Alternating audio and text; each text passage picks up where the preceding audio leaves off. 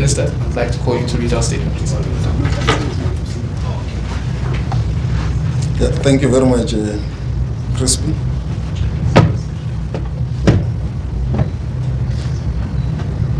And good afternoon to all members of the media and the DDG who is already here. We will like to take this opportunity to start by paying a tribute to the late Ambassador Mahlangu, who was serving as South Africa's High Commissioner to Kenya. The late Ambassador Mahlangu was also accredited to Somalia. He was born on the 8th of October 1952 in Stiftwete local municipality, the then Middelburg municipality. His journey began as a student activist, and he went on to play a pivotal role in shaping a new democratic South Africa. He was part of a group that drafted the country's post-apartheid constitution and was elected to the first democratic parliament in 1994. His service continued as a deputy chairperson and later as the chairperson of the National Council of Provinces. His legacy is one of unwavering dedication and love for his country. The late Ambassador Mahlangu was a true patriot whose love for our country shone through in the manner in which he went about executing our foreign policy. We extend our heartfelt condolences to the late Ambassador Mahlangu's family, friends and colleagues who worked alongside him. May his memory be a source of comfort during this difficult time. His loss is deeply felt by all who knew him and by the nation he served faithfully. I will now go to the strengthening of regional integration and leadership in Southern Africa.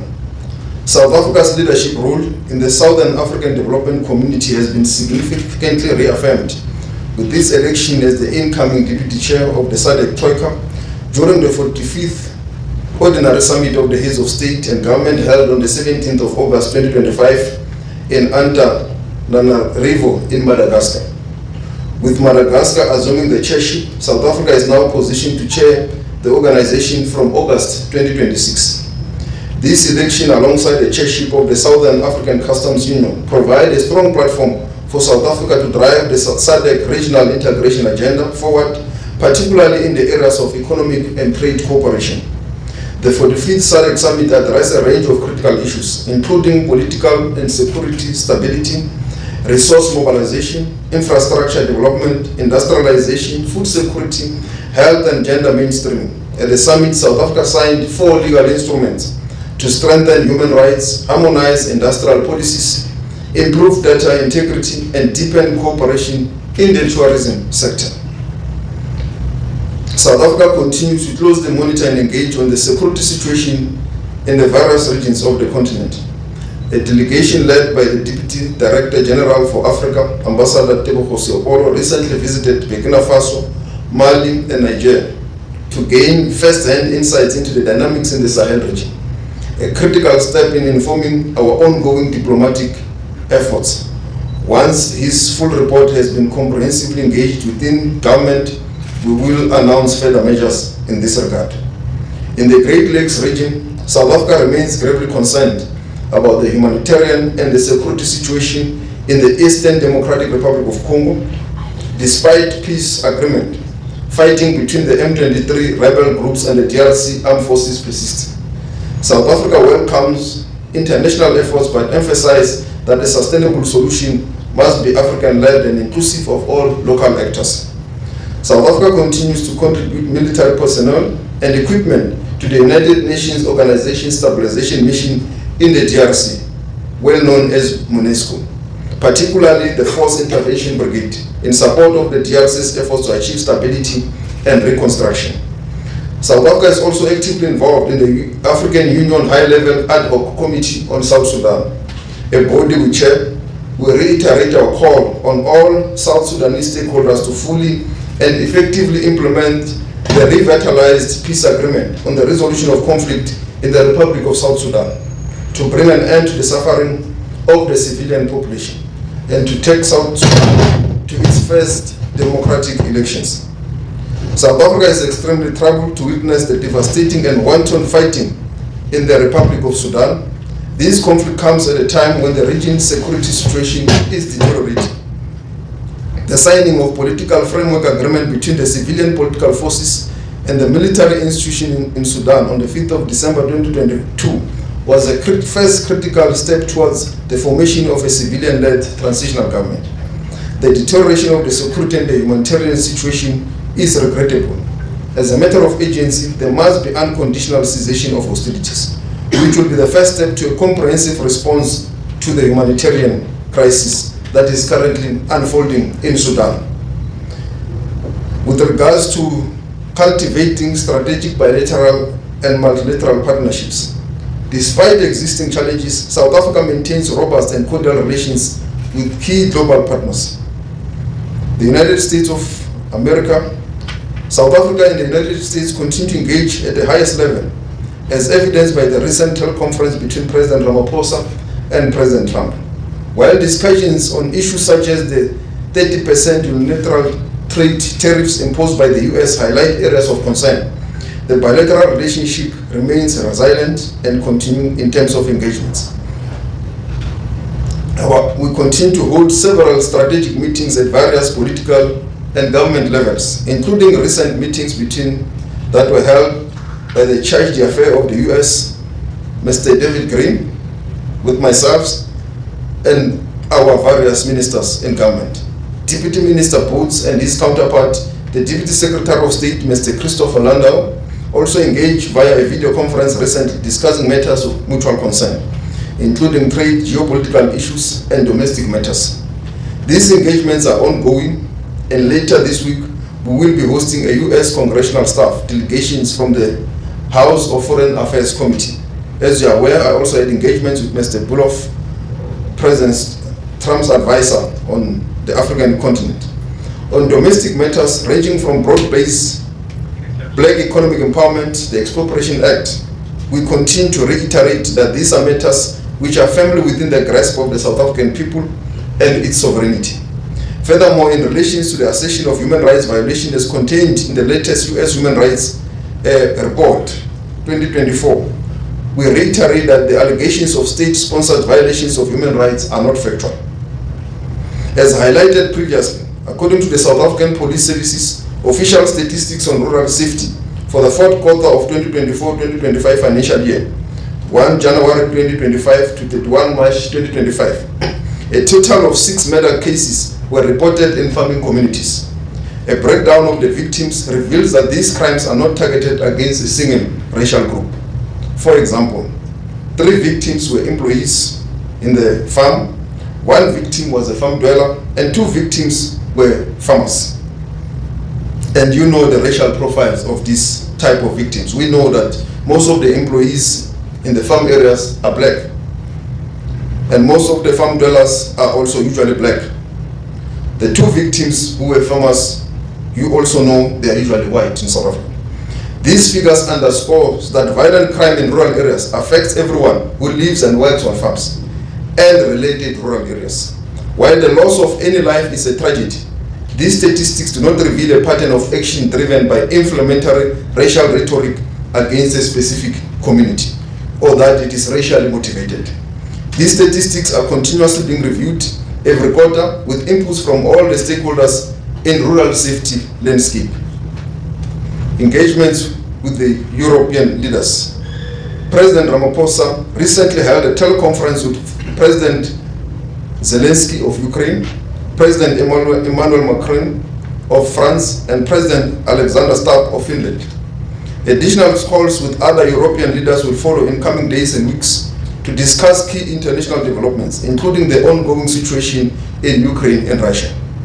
The Director General of the Department, Mr. Zendengo, has been in Kiev recently to meet with the different actors in government, including in the foreign ministry and national security structures, towards efforts to sustain South Africa's support for the peace initiative and also the Africa initiatives and all global efforts aimed at finding long-lasting peace in this conflict.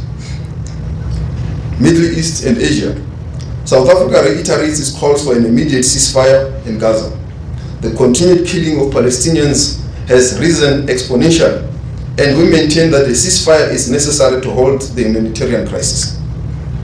A joint report by a 4-member of the United Nations agency has confirmed our worst fears that failure to implement the provisional measures or a ceasefire obtained by South Africa in the International Court of Justice has led to a man-made famine. The means necessary to sustain life in Gaza is being destroyed, which is further evidence of genocidal intent. As the South African government, we call for the Israel government to accept the current ceasefire on the table that has been negotiated by all the relevant stakeholders. We reiterate our call for the release of all hostages and political prisoners from both sides. We continue to welcome global efforts to ensure the implementation of international law. These include initiatives such as the Madrid Group and the Hague Group, which we lead recently in Bogota, with 30 cross-regional countries participating, which we're co-chairing with Colombia. The Deputy Minister, Thandi Muraka, and the Director General recently concluded working visit to the Middle East, and the Deputy Minister visited the Kingdom of Jordan and the United Arab Emirates, while the Director General has also concluded a working visit to Qatar to consult on bilateral and regional peace and security issues. Japan, TICAD. President Ramaphosa led a high-level delegation to the 9th Tokyo International Conference on the Development in Africa in Japan. The summit's theme, co-creating innovative solutions with Africa, aligned with South Africa's vision for a continent seeking partnerships, not aid. President Ramaphosa urged Japan to support tariff cooperation for Africa goods and emphasized the need for partnerships in infrastructure, energy, digital development, skills training, and youth innovation. The successful business forum and high-level meetings with major Japanese corporations, including Mitsubishi Heavy Industries and Toyota Tsusho, signal strong and positive Japanese economic interest in South Africa. Approximately 200 South African companies participated and Japanese companies participated in the economic theme side events held on the margins of the summit. This represents very strong and positive signal of economic and trade investments in South Africa. Japan remains one of the highest investors in the South African economy, and we commend its innovative approach to partnerships of equals with the African continent.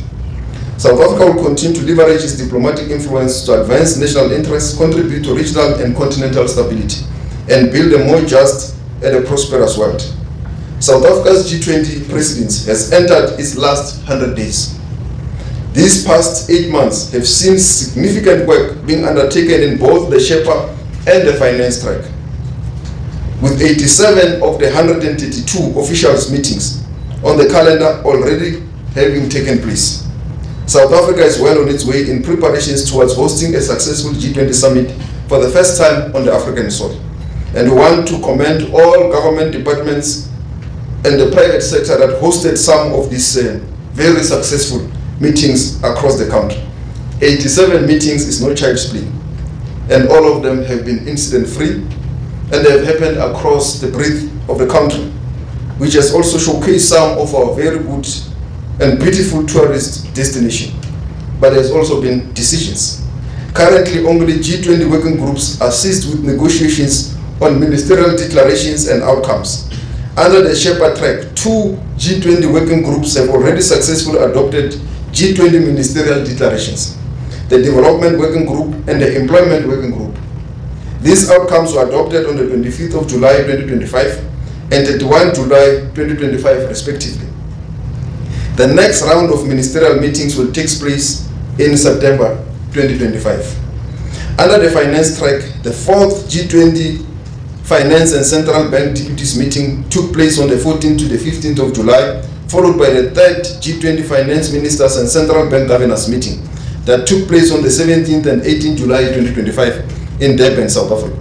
The Finance Ministers meetings outcomes were agreed in a commonly consented to all member states that centers on strategic microeconomic issues. South Africa's G20 presidency has also entered its most crucial phase with the preparations towards the G20 Leaders Summit. The negotiations taking place for the working group ministerial meetings will set the tone for the forthcoming discussions on the G20 Johannesburg Leaders Declaration. Furthermore, preparations are underway for several key meetings still to be hosted, including the G20 Compact with Africa to take place in Johannesburg, South Africa in early October 2025. Food and security meeting taking place in Cairo in Egypt in September 2025. This is in line with South Africa's undertaking to spread some of this meeting to the continent, and we're glad that Egypt has agreed to host one of the meetings. There's also a meeting on industrialization and agriculture in Abuja, in Nigeria, in October 2025. Again, we also thank Nigeria for agreeing to host one of these meetings.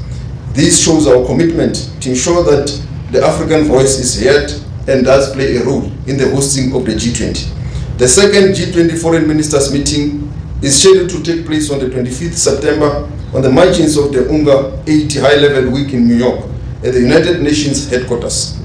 The second G20 Foreign Ministers meeting is significant in that it will be the second time that a G20 Foreign Ministers meeting will be hosted at the UN, with all UN members and observer states invited, following Brazil's initiative last year, and as the United Nations celebrates the 80th anniversary of its existence.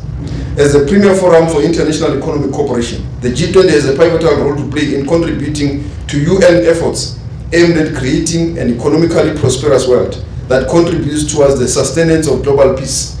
It is only when the world is at peace that economic prosperity can be sustained.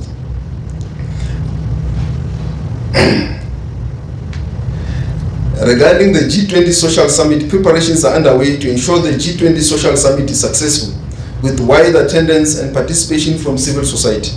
The Social Summit, scheduled for 18 to 20 November 2025, is one of the key highlights under South Africa's presidency, by expanding outreach to communities beyond 13 G20 engagement groups. Civil society organizations, think tanks, and academia from across the world will be invited to join the second G20 Social Summit. Finally, these final months of South Africa's G20 presidency will be crucial in ensuring a successful leaders summit where the G20 can commit to collective solutions for shared global challenges. I thank you.